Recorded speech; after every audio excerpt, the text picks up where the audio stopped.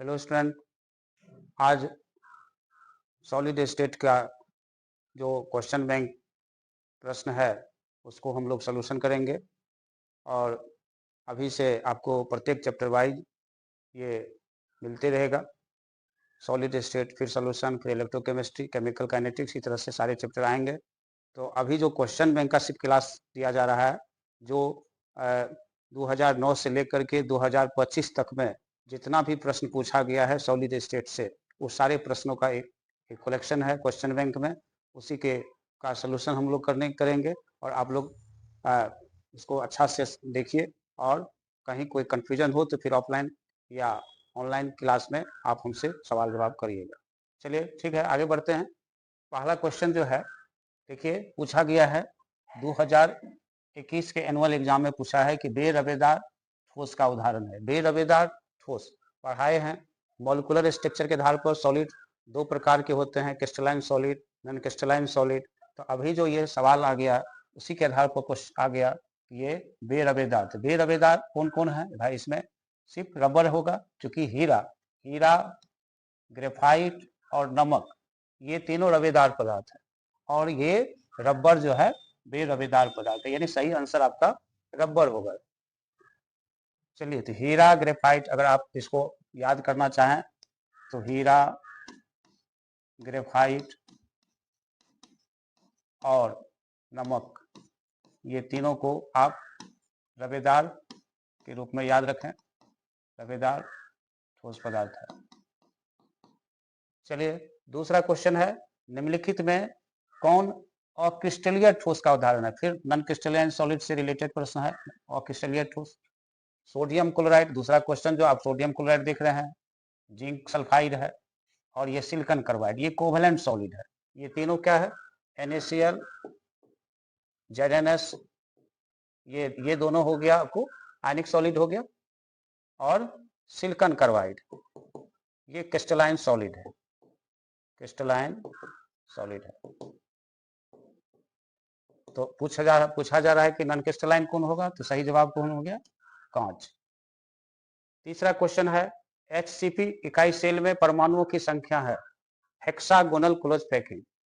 Hexagonal close packing मतलब नाम से ही पता है, HCP यूनिट सेल में परमाणुओं की संख्या कितना? 6 एटम। इसका सही जवाब होगा, नाम से ही पता है। चलिए, क्वेश्चन नंबर 4 आ गया, रबेदार ठोस। फिर क्रिस्टलाइन सॉलिड के बारे में पूछा जा रहा है, कौन है इसमें? अभी जस्ट देखे आप, हीरा है, इसमें रबेदार ठोस, कांच, रबर, ये दोनों नॉन क्रिस्टलाइन है।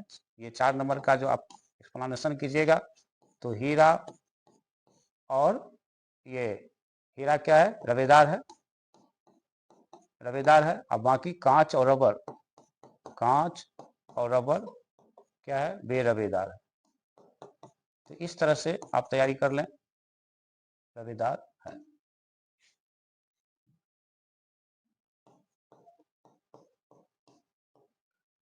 चलिए, क्वेश्चन नंबर 4 हो गया, यानी क्वेश्चन नंबर 4 का सही जवाब क्या हो गया? हीरा, ये रबेदार है।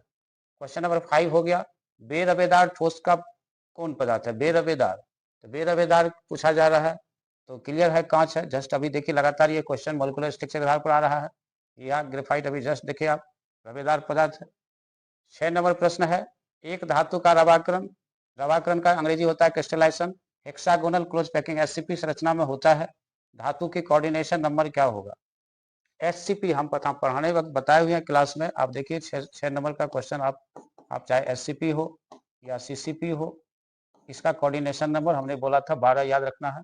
अभी आपको याद रखना है इसका कोऑर्डिनेशन नंबर क्या होगा? 12।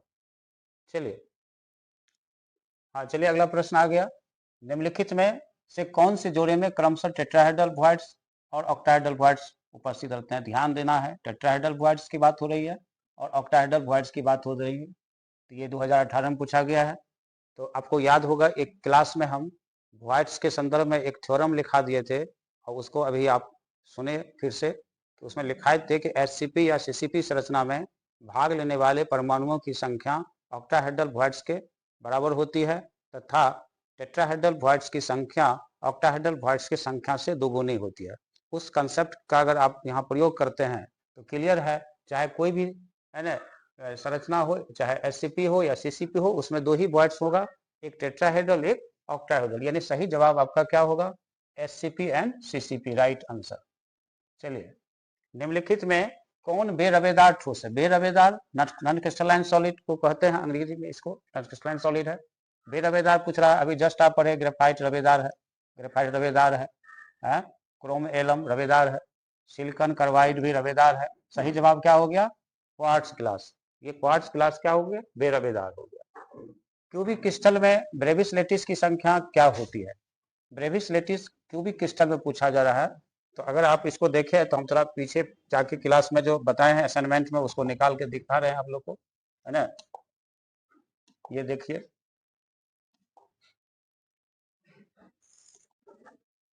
ये देखिए टेबल खुल गया, ये टेबल आपको दिया हुआ है, सबको याद होगा क्लास में 3 टेबल मिला था, टेबल ए, टेबल बी, टेबल सी।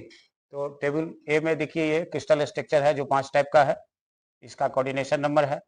और टेबल बी में देख लीजिए क्यूबिक है, टेट्रागोनल है, क्रिस्टल क्लास, ऑर्थोरोम्बिक है, हेक्सागोनल है, ट्राइगोनल है। अभी जो प्रश्न आया था पूछ रहा था कि ये इसके बारे में, क्यूबिक के बारे में, कि क्यूबिक क्रिस्टल में मैंने कितने possible types of unit cell हो गए, तो क्यूबिक में कितने हैं गिन लीजिए, एससी, बीसीसी, एफसीसी, 3 होगा, तो सही इसका जवाब होगा ये।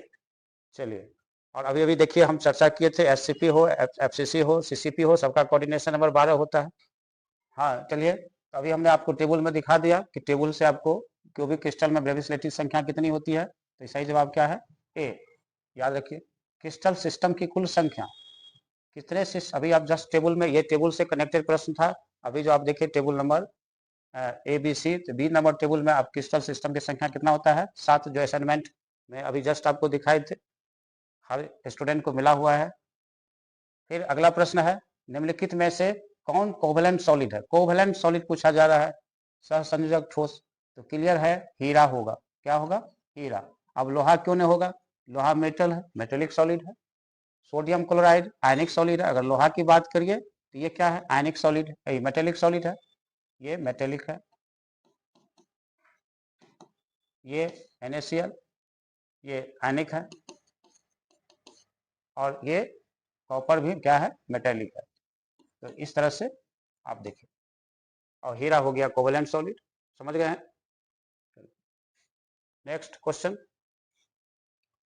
इसका जवाब, सही जवाब हो गया बी, हीरा। अगला है, हीरा निम्नलिखित में से किस प्रकार का रवा है?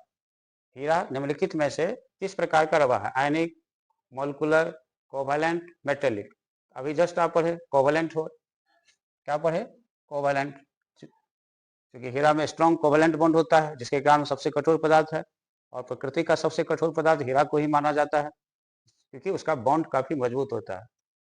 चलिए अगला प्रश्न, NaCl रवा की संरचना है, NaCl रवा की संरचना क्या हो, ये आपको S ब्लॉक से रिलेटेड कंपाउंड है, सोडियम क्लोराइड, ये FCC होता है, याद रख लीजिए FCC होता है। चलिए अगला जो प्रश्न है, निम्नलिखित में से कौन रवाहीन ठोस है, मतलब रवाहीन ठोस है, मतलब जिसमें रवा का गुण नहीं है, यानी क्रिस्टल नहीं है, तो क्लियर है हीरा रवेदार पदार्थ है।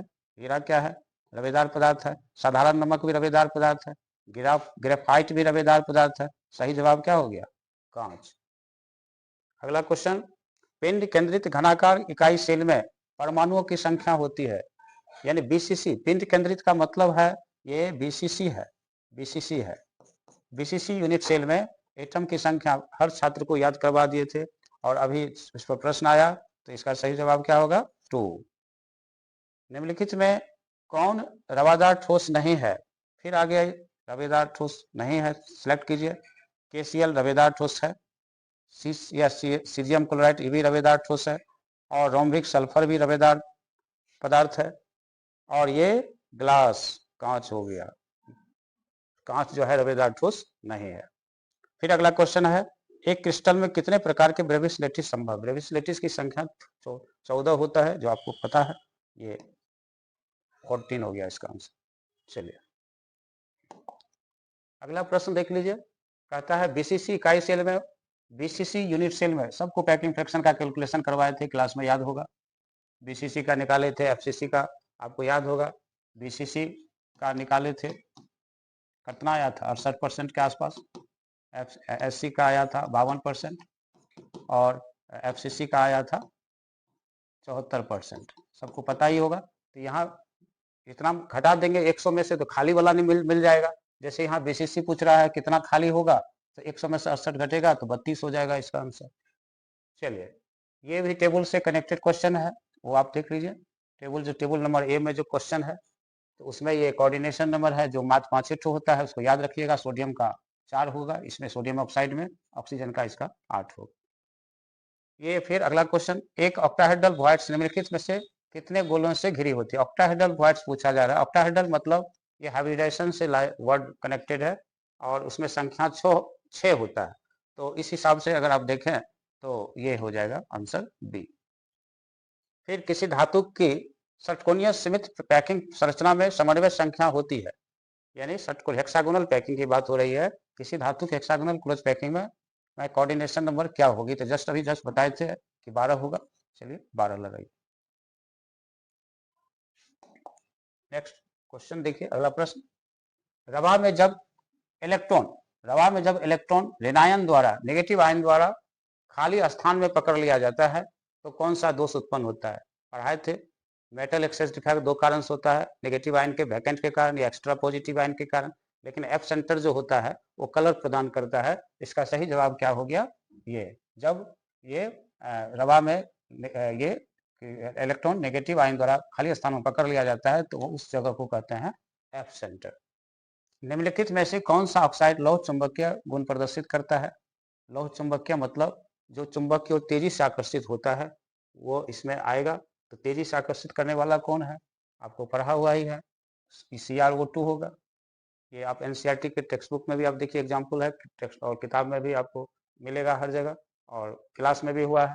ध्यान रखना, जो चुंबक की ओर तेजी से आकर्षित होता है वो हो गया CrO2। निम्नलिखित में से किस प्रकार के दोष के कारण क्रिस्टल के घनत्व में कमी आती है। जब आप डिफरेंस पढ़े थे शॉर्टकी और फ्रैंकल डिफेक्ट, तो उसमें कंसेप्ट क्लियर किए थे कि जब पॉजिटिव आयन नेगेटिव आयन समान संख्या से गायब हो जाते हैं। याद रखिएगा, शॉर्टकी डिफेक्ट कब होता है, जब पॉजिटिव और नेगेटिव आयन समान संख्या से गायब हो जाते हैं क्रिस्टल से, तो इस डिफेक्ट को शॉर्टकी डिफेक्ट कहते हैं। और जब ये गायब होगा एटम, जब ये आयन गायब हो जाएगा क्रिस्टल से, तो स्वाभाविक बात है डेंसिटी में कमी होगी। तो इसका सही जवाब क्या हो गया, शॉर्टकी डिफेक्ट। निम्नलिखित में से कौन फेरो चुंबकीय पदार्थ है। फेरोमैग्नेटिक पदार्थ, फेरोमैग्नेटिक क्या हो गया, ये लोहा वाला होगा। चलिए Fe3O4। निम्नलिखित में से कौन ऑक्साइड अनुचुंबकीय है। तो अनुचुंबकीय होने का क्या है, इसका एक कैरेक्टर है, आपको क्लास में बताया गया है कि अनपेयर इलेक्ट्रॉन होना चाहिए। तो अनपेयर इलेक्ट्रॉन तो तब आप मालूम कर लीजिएगा इजी वे में, जब इलेक्ट्रॉनिक कन्फेक्शन निकालिएगा। तो इसका तो मोलिकुलर कन्फेक्शन निकल सकता है, इलेक्ट्रॉनिक एटॉमिक कन्फेक्शन होगा नहीं। तो इसका एक अलग से कंसेप्ट दिया जा रहा है कि इसके जो इलेक्ट्रॉन का जोड़ होगा, इसका जो सम होगा, उस अगर वो विषम संख्या में मिलेगा तो स्वाभाविक बात है उसमें अनपेयर इलेक्ट्रॉन मौजूद रहेगा। और जब सम संख्या मिलेगा तो वो डायमैग्नेटिक हो जाएगा, और विषम संख्या मिलेगा तो वो पैरामैग्नेटिक होगा। तो आपको यहाँ चुनना है, माने सेलेक्ट करना है चारों में से, आपको रफ करना होगा। तो कार्बन में 6 इलेक्ट्रॉन होता है और 8 होता है, ऑक्सीजन में 2 एटम है, 8 दूना 16। आप 16 4 20, 2 कितना हो गया, 22 इलेक्ट्रॉन हो गया इसमें देखिए क्लोरीन में 17 इलेक्ट्रॉन होता है और यहाँ 2 ऑक्सीजन का एटम है, 8 दूना 16। तो यही तो पकड़ा गया, 33 इलेक्ट्रॉन दिखा रहा है, आगे जाने की जरूरत ही नहीं है। तो आंसर हो गया ये, क्योंकि अनुचुंबकीय यही होगा। चलिए, आज का ये क्लास जो है आपका पूर्ण हुआ। सॉलिड स्टेट का जितना भी प्रश्न आज तक पूछा गया 2009 से लेकर के 2025 तक, सारे प्रश्नों का एक कलेक्शन आपको मिल गया। और ये क्वेश्चन बैंक का प्रश्न है, हम बार बार कहते हैं क्वेश्चन बैंक एक महत्वपूर्ण पेपर है, उसको हिसाब से बहुत ही महत्वपूर्ण ढंग से उसको तैयारी करना है, माने उसका इम्पोर्टेंट रोल है परीक्षा में। इस बार बहुत सारे प्रश्न क्वेश्चन बैंक से ही आए, इसलिए इसमें आपका जो भी समाधान हुआ, जो भी प्रॉब्लम होगा वो अपना दूर हो जाएगा। और अगर किसी तरह का भी प्रॉब्लम हो तो फिर कमेंट करके या हमको आप क्लास में पूछ लीजिएगा। थैंक्स।